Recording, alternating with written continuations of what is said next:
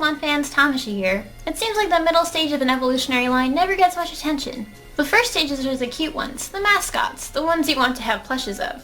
The final stages are the heavy hitters, the true forms, the ones that get to stay by your side the longest and fight in the big leagues. But what about those middle stages? They're just transitional Pokemon, but lots of them are just as cool and cute as their unevolved and fully evolved stages. And some of them I have a hard time even evolving at all because I love them so much. So today we're going to show the NFE Pokemon some love and take a look at my personal top 10 favorite Middle Evolution Pokemon.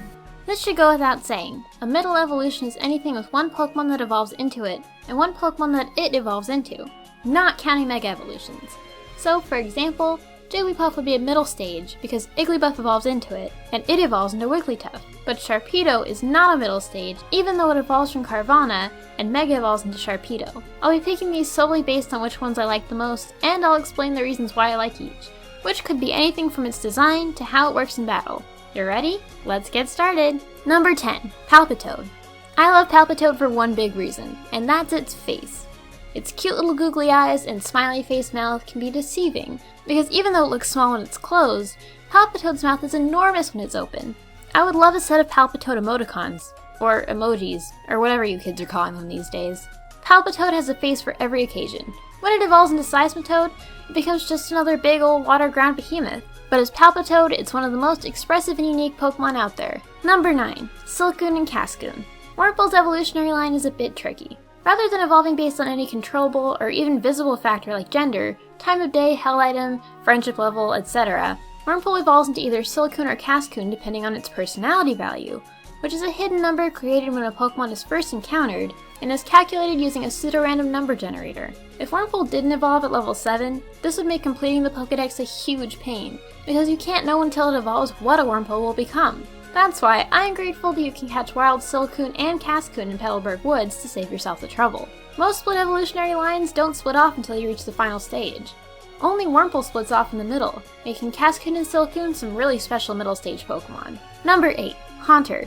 My editor Alex would probably strike if I didn't include his all-time favorite Pokemon on this list. So coming in at number 8 is Haunter. Pokemon that evolve by trade tend to stick around in their middle forms the longest, since especially back in the day, finding a trade partner you could trust enough to give you your Pokemon back at the end was pretty difficult. Though there are lots of Pokemon that evolve by trade, I have to agree with Alex on this one and say Haunter is the coolest. Though for Alex it's nostalgia, since it's Haunter Spooky, fought by his side in both the Kanto and Johto leagues. For me, it's Haunter's Pokédex entries that make it fascinating. They make it sound like the kind of Pokemon that could kill you if it wanted to, but is way more interested in messing with you and laughing behind your back. Though in most games, its Pokédex entry describes the various ways Haunter could stalk and kill you with its mere touch. In Stadium, its Pokédex entry reads, "If you trip and fall for no apparent reason, or hear a sound when no one is around, it may be a Haunter." Oh Haunter, you goofball, you're just misunderstood. You don't want to eat people's souls, you just want to point and laugh at them as they fall over. Number 7. Dragonair. As a kid, Dragonair was one of my favorite Pokemon, because I thought the artwork on the Dark Dragonair card from the Team Rocket set was just so beautiful. It's a really elegant and mysterious Pokemon, and as much as I think Dragonite looks cute, it doesn't really carry over once it evolves.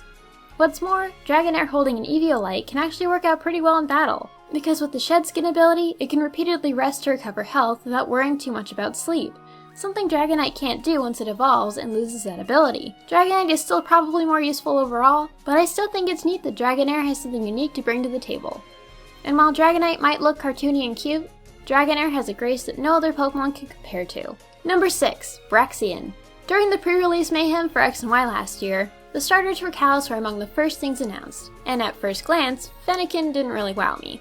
It looked cute and all, but there wasn't much to its design. It wasn't until I got a look at its evolution, Braixen, that I actually considered giving it a chance. Though I don't ordinarily like humanoid or anthropomorphic looking Pokemon, Braixen just had a really clever design. The stick attached to its tail, making it look like a broomstick, was a cute little touch that just screamed witchcraft, and I thought a Kitsune Fox mixed with a Western style witch could be really cool. When I saw its final evolution Delphox though, I was really disappointed. It definitely continued the witch warlock theme, but it turned out much more high fantasy than the occult-inspired design I had in mind.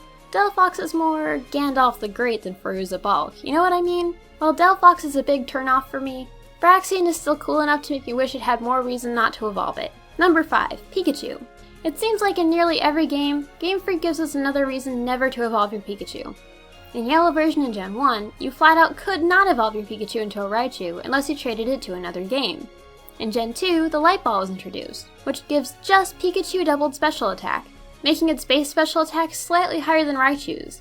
In Gen 3, Pikachu got Volt Tackle, which at the time was much more useful on Pikachu than Raichu because all electric type moves were considered special attacks, though in Gen 4 it was reclassed as a physical move, which makes more sense on Raichu. I don't think much happened to Pikachu in Gen 5, but in Gen 6, Pikachu not only got a unique cry from all other Pokemon, it also got the special cosplay Pikachu that can dominate in contests and learn special moves based on which outfit it's wearing. And it also can't evolve under any circumstances. Poor Raichu has to fight to exist at all at this point. There are so many reasons never to evolve your Pikachu. Thankfully, Raichu got some little updates along the way too. These days it sports a 10 base stat difference in speed compared to its old counterpart, making it significantly faster than Pikachu. And though Pikachu's defensive stats got a 10-point boost along the way too, Raichu's defenses are at least still quite a bit higher. Still, Pikachu definitely outshines its evolved form in a lot of ways, and Raichu will forever live in its shadow. Number 4. Chansey. Chansey seems to be the Pokemon Eviolite was designed for.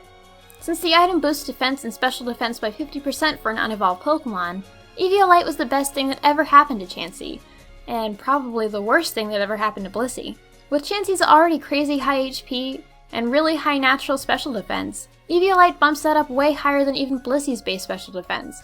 Not to mention, the boost to Chansey's naturally low regular defense, which means Blissey is often outclassed by her unevolved self. That's not to say Chansey can do everything Blissey can do and better. Blissey can benefit from leftovers, and ultimately, the 5 more base HP means its Wish will heal slightly more than Chansey's, and some other little differences like increased special move pool still give Blissey some use now and then. But in the end, it's Chansey that can tank with the best of even fully evolved Pokemon, making it my personal favorite middle stage to use in battle. Number 3. Sliggoo. While there are a few snail-inspired Pokemon designs out there, none are as cute as Sliggoo. When I first saw Sliggoo, I really hoped it would be the final evolution, because I just loved its design so much. As a really little kid, I used to catch snails in my front yard and race them across my patio, to little success. I remember once I moved, I got a plant for my birthday just so it might attract more snails. So I guess you could say I've always had an affinity for the slimy little guys. Sliggoo is just so adorable to me. It was really hard for me to make the decision to evolve it into Goodra. As much as I still love Goodra as a Pokemon, it just doesn't carry over that snail-like quality that makes Sliggoo so perfect. Call me weird or whatever, but I think snails are some of the cutest creatures on the planet, and Sliggoo is no exception. Number 2. Vigoroth. There's no denying that under the right circumstances, Slacking is truly a force to behold. With all that bulk and attack and speed, it could easily crush most Pokemon under its big feet, but unless those stars align just right for it, Slacking has trouble even getting on its feet long enough to do much of anything, which especially makes it frustrating as an in-game team member. The Vigoroth is of course a bit weaker stat-wise than Slacking. It is the only one of its evolutionary family that doesn't fall victim to the Truant ability. And though its stats aren't as fearsome as its evolved form, there's still nothing to sneeze at for an NFE Pokemon. On most playthroughs through Hoenn, whenever I'd have a Slackoth on my team, I almost never fully evolved it until I reached the Elite Four, just because Vigoroth is just so much more fun to use. It can soldier through confusion and paralysis much more easily than Slacking. It's much more versatile and easy to work with when you don't have to worry about wasting turns. Sometimes there's value in a really good team member just to play through the game with, and to me, Vigoroth is that Pokemon. And the number 1 middle stage Pokemon is Swadloon. Swadloon is the ultimate hermit Pokemon. It's designed to look like a hikikomori, which in Japanese society is a shut-in, or socially withdrawn person suffering from social anxiety. I myself am pretty introverted, and at times I bordered on isolation, just due to anxiety disorders and escaping too much into my hobbies. Admittedly, part of the reason I don't do many conventions is just because I can't handle being around so many people. Since I can relate in some ways, I think it's a pretty powerful thing that Swadloon exists. And despite its withdrawn nature, it can still contribute to a team and have a place and a meaning in the Pokemon world. Even more meaningful is that in order for Swadloon to evolve, it needs to have a high friendship level with its trainer. Literally, for Swadloon to grow and better itself, it needs to reach out and open up to you. Swadloon is also incredibly cute, being all comfy and bundled up in its leaf, and sometimes I feel bad for evolving it and disturbing its comfy. But ultimately, I think it sets a good example. You don't need to have a lot of friends to be happy. But you'll never grow if you're not exposed to new people, new ideas, the outside world in general. Just by opening yourself up to people, and pushing yourself just outside of your comfort zone, even if you still have a quiet, uncomplicated life, you can grow, little by little, just like Swadloon. So there you have it, my top 10 Middle Evolution Pokemon. Thanks for watching, and let me know in the comments below what your favorite middle stage Pokemon is. Before I go though, I wanted to give a quick shout out to Falupa who won one of my charity auctions, and I also wanted to give you a quick update on what I want to do with my channel this year. For the past couple of years, I've usually only uploaded once a week, if that, because for one thing I have school, which is very time consuming, and for another thing the kinds of videos that I tend to upload take a really long time to make, even when there's just more than me working on them. But recently, when I was without internet, I did a couple unscripted vlog type videos where I answered your questions and did a Pokemon tag, and to my surprise you guys responded really well to them.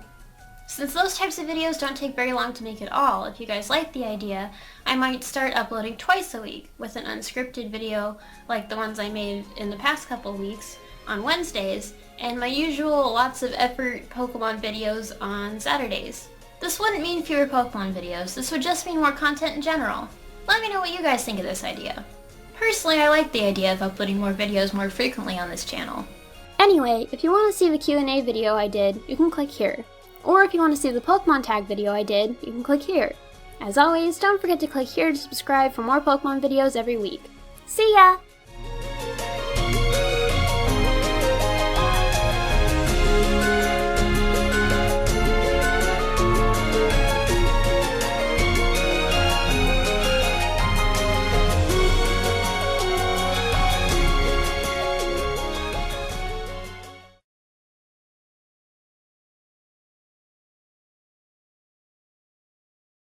Hey Pokemon fans, Tamashii here. I look like a hot mess today because I am still getting over a cold, so I hope you'll bear with me.